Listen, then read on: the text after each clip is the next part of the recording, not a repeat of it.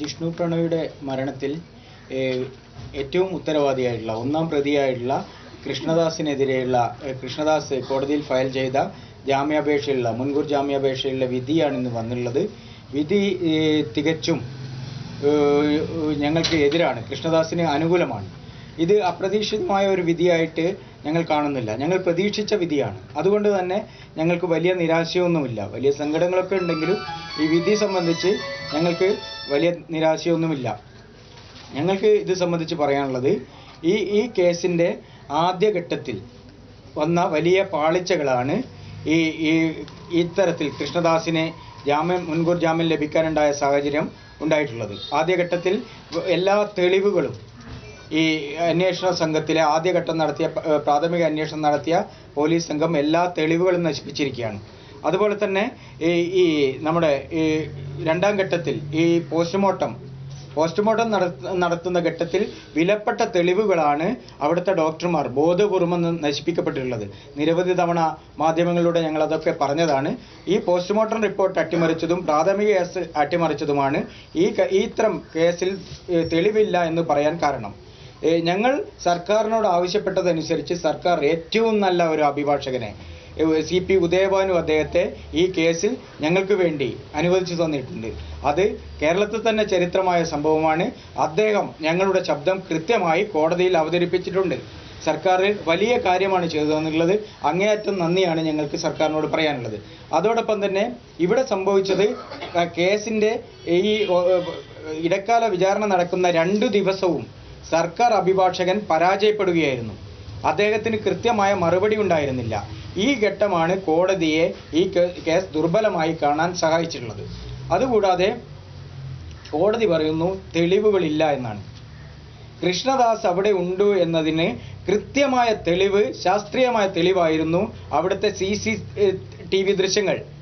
കൃഷ്ണദാസ് ശമ്പളം പറ്റുന്നവർ ആരെങ്കിലും കൃഷ്ണദാസിനെ മൊഴി നൽകുമെന്ന് നിങ്ങൾ വിശ്വസിക്കുന്നുണ്ടോ? കൃഷ്ണദാസിൻ്റെ കോളേജിൽ ഇനിയും 3 വർഷം പഠിക്കേണ്ട കുട്ടികൾ ഭയന്നിട്ട് കൃഷ്ണദാസിനെതിരെ മൊഴി പറയുമെന്ന് നിങ്ങൾ വിശ്വസിക്കുന്നുണ്ടോ? ആര് തെളിവ് നൽകും? തെരുവിൽ നടക്കുന്ന ഒരു സംഭവമാണെങ്കിൽ ധൈര്യവും ചങ്കൂറ്റമുള്ള ആളുകൾ മൊഴി പറയാൻ തയ്യാറാണ്. ഇവിടെ അങ്ങനെയുള്ളവരുണ്ടോ? ശാസ്ത്രീയ തെളിവുകൾ എവിടെ നിന്ന് ലഭിക്കുമെന്ന് പറഞ്ഞാൽ CCTV ദൃശ്യങ്ങൾ ശാസ്ത്രീയ തെളിവുകളായിരുന്നു. അത് നശിപ്പിച്ചത് കൃഷ്ണദാസല്ലേ? കോടതിയെ തെറ്റിദ്ധരിപ്പിച്ചിട്ടാണ് കൃഷ്ണദാസിന് കഴിഞ്ഞ ദിവസം ഇടക്കാല ജാമ്യം അനുവദിച്ചിട്ടുള്ളത്. കോടതിയെ തെറ്റിദ്ധരിപ്പിച്ചതാണ്. അതിന് വ്യക്തമായ തെളിവ് ഈ സർക്കാർ അഭിഭാഷകരും കോടതിയിൽ ഹാജരാക്കിയിട്ടും തെറ്റിദ്ധരിക്കപ്പെട്ട പ്രതിക്കെതിരെ കോടതിയെ തെറ്റിദ്ധരിപ്പിച്ച പ്രതിക്കെതിരെ എന്ത് നടപടിയുണ്ടായി? ഞങ്ങൾ ബഹുമാനപ്പെട്ട കോടതിയോട് അങ്ങേയറ്റം ബഹുമാനവും സ്നേഹവും നിലനിർത്തിക്കൊണ്ടാണ് കോടതിയെ വിമർശിക്കുകയല്ല, ഞങ്ങളുടെ സങ്കടം ചോദിക്കുകയായിരുന്നു. ഇതിൽ പരം എന്ത് തെളിവുകളാണ് വേണ്ടത്? ഞങ്ങളുടെ കുട്ടി മരിക്കുന്നതിൻ്റെ 3 ദിവസം മുമ്പ് മറ്റൊരു കുട്ടിയെ അവർ ക്രൂരമായി മർദ്ദിച്ചിട്ടുണ്ട്. അതിന് പോലീസ് കേസെടുത്തിട്ടുണ്ട്. ആ കുട്ടി മജിസ്ട്രേറ്റിന് മുമ്പാകെ മൊഴി കൊടുത്തിട്ടുണ്ട്. അവൻ പറയുന്നത് ഞാൻ ജീവിച്ചിരിക്കുന്ന ജിഷ്ണു പ്രണോയിയാണ് എന്നാണ്. ജീവിച്ചിരിക്കുന്ന ഒരു തെളിവുണ്ടായിട്ട് പോലും കോടതി മുഖവിലേക്ക് എടുത്തില്ല എന്ന വലിയ സങ്കടം ഞങ്ങൾക്കുണ്ട്. ജിഷ്ണുവിൻ്റെ അമ്മയ്ക്ക് എന്തൊക്കെ പറയാനുണ്ട്, അവൾ നിങ്ങളോട് കാര്യങ്ങൾ പറയും.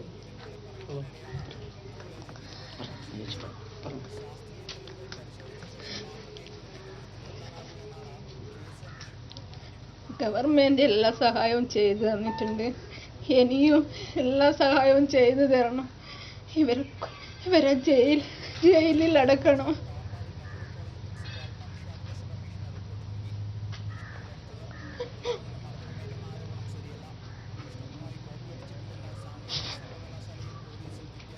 ഇന്ന് ഹൈക്കോടതിയുടെ വിധിക്കെതിരെ സർക്കാർ സുപ്രീം കോടതിയെ സമീപിക്കണമെന്നാണ് ഞങ്ങൾ ആവശ്യപ്പെടുന്നത്. ഞങ്ങൾ 5 ആവശ്യങ്ങളാണ് സർക്കാരിന് മുമ്പാകെ വെക്കാൻ പോകുന്നത്.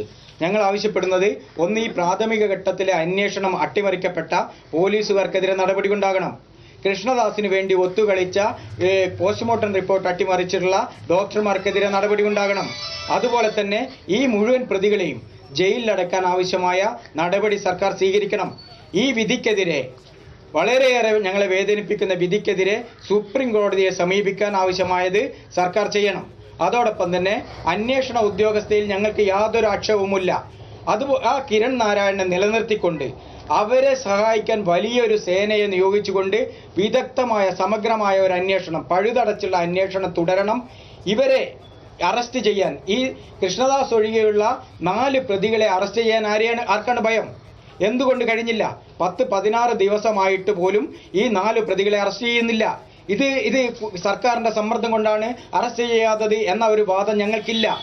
അറസ്റ്റ് ചെയ്യാത്തത് അവിടുത്തെ റൂറൽ SP ഉൾപ്പെടെയുള്ളവർ വലിയ രീതിയിലുള്ള പണം പറ്റിയിട്ടാണ് എന്നുള്ളതിൻ്റെ വ്യക്തമായ സൂചനകൾ ഞങ്ങൾക്ക് ലഭിച്ചിട്ടുണ്ട്. അവിടുത്തെ ഏറ്റവും ഉന്നതനായ ഒരു പോലീസ് ഉദ്യോഗസ്ഥൻ ഞങ്ങളുമായി കഴിഞ്ഞ ദിവസം ചർച്ച നടത്തി. അദ്ദേഹം പറഞ്ഞത് പണമുള്ളവനെ പോയി പിടിക്കാൻ മുട്ടുവിറക്കുന്ന പോലീസുകാരാണുള്ളത്, അതുകൊണ്ടാണ് മക്കളെ നിങ്ങളെ പ്രതിയെ പിടിക്കാൻ കഴിയാത്തതെന്നാണ്. വല്ലാതൊരു അവസ്ഥയാണുള്ളത്. ഞങ്ങൾക്ക് ജിഷ്ണു പ്രണോയിയെ നഷ്ടപ്പെട്ടിട്ടുണ്ട്. ഇനി നിരവധി ജിഷ്ണു പ്രണോയിമാരെ കേരളത്തിന് നഷ്ടപ്പെടാൻ പോവുകയാണ്. ഇനി വീണ്ടും ഇത്തരം പോസ്റ്റ്മോർട്ടങ്ങൾ PG വിദ്യാർത്ഥികൾ ചെയ്യാൻ പോവുകയാണ്. വീണ്ടും നിരവധി കേസുകൾ അട്ടിമറിക്കാൻ പോലീസുകാർ ഒരുങ്ങും. ഇതൊക്കെ തടയണമെങ്കിൽ സമൂഹവും മാധ്യമവും രാഷ്ട്രീയ പാർട്ടികളും എല്ലാവരും രംഗത്ത് വരിക. ഞങ്ങൾ വളരെ ദുർബലരാണ്. ഞങ്ങൾക്ക് ഇതിൽ കൂടുതൽ ഒന്നും ചെയ്യാൻ കഴിയില്ല. ഞങ്ങൾ പിന്മാറുകയല്ല, ഞങ്ങൾക്ക് ഇത്രയേ ചെയ്യാൻ കഴിയുള്ളൂ.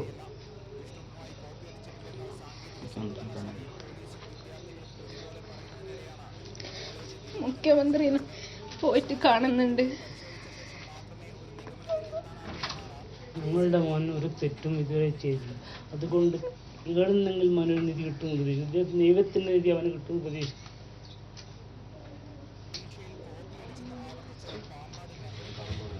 മുഖ്യമന്ത്രി നമ്മൾ അടുത്താഴ്ച കാണും. ഇപ്പോൾ മുഖ്യമന്ത്രിയെ ഞങ്ങൾ തിരുവനന്തപുരത്ത്, ഞങ്ങളൊരു സമരത്തിനല്ല പോകുന്നത്, ഞങ്ങൾ സമരത്തിന് പോകുന്നില്ല. സമരം നയിക്കേണ്ടത് നിങ്ങളാണ്, കേരളമാണ് സമരം നയിക്കേണ്ടത്. സമരം നയിക്കേണ്ടത് ഇവിടുത്തെ ഗവൺമെന്റ് തന്നെയാണ്. ഭരണകൂടത്തിനെതിരെ സമരം നയിക്കണം. ഇത്തരം വഞ്ചകരായിട്ടുള്ള പോലീസ് ഉദ്യോഗസ്ഥർക്കെതിരെ, അധികാരികൾക്കെതിരെ, ഇത്തരം കണ്ണില്ലാത്ത നീതിന്യായ വ്യവസ്ഥയ്ക്കെതിരെ സമരം നയിക്കണം. ഞങ്ങൾ സമരത്തിനില്ല, ഞങ്ങൾ ദുർബലരാണ്. ഞങ്ങൾ തിരുവനന്തപുരത്തേക്ക് പോകുന്നുണ്ട്, സെക്രട്ടേറിയറ്റിലേക്ക് പോകുന്നുണ്ട്, സമരം ചെയ്യാനല്ല. മുഖ്യമന്ത്രിയെ, ഞങ്ങൾക്ക് ഇതുവരെ നല്ല കാര്യങ്ങൾ ചെയ്തു തന്ന മുഖ്യമന്ത്രിയെ ധരിപ്പിക്കണം. ഇത്തരം തെറ്റുകളൊക്കെ ചെയ്യുന്ന ആൾക്കാർ നിലവിൽ ഇവിടെയുണ്ട്. അവരെ നിയമത്തിന് മുന്നിൽ കൊണ്ടുവരാൻ അദ്ദേഹത്തിനെ കഴിയുള്ളൂ. അദ്ദേഹത്തെ കാണാൻ ഞങ്ങളുടെ സഹോദരി മഹിജ പോകും തിരുവനന്തപുരത്തേക്ക്. അതാണ് പറയുന്നത്. ഇപ്പോൾ ഏറ്റവും ഒടുവിൽ ഇപ്പോൾ അറിയാൻ കഴിഞ്ഞത് സഞ്ജിത്തിനുൾപ്പെടെ ജാമ്യം ലഭിച്ചിരിക്കുകയാണ്. സഞ്ജിത്തിന്റെ ജാമ്യം തള്ളിയിരിക്കുകയാണ്. സഞ്ജിത്തിന്റെ ജാമ്യവ്യവസ്ഥ അവിടെ തള്ളിയിട്ടുണ്ട്. സഞ്ജിത്തിന്റെ ജാമ്യവ്യവസ്ഥ തള്ളിയിട്ടുണ്ട്. ശക്തിവേലുവിനെ അറസ്റ്റ് ചെയ്യാൻ തടസ്സമില്ല. ഞങ്ങൾ കുട്ടിയെ കൊന്ന CP പ്രവീണിനെ അറസ്റ്റ് ചെയ്യാൻ തടസ്സമില്ല. ദിബിനെ അറസ്റ്റ് ചെയ്യാൻ തടസ്സമില്ല. ഇവിടെ ഏറ്റവും ആശ്ചര്യകരമായ ഒരു കാര്യം കോടതി പറഞ്ഞത് കൃഷ്ണദാസ് ഇനി മുതൽ കോളേജിൽ കയറാൻ പാടില്ല എന്നാണ്.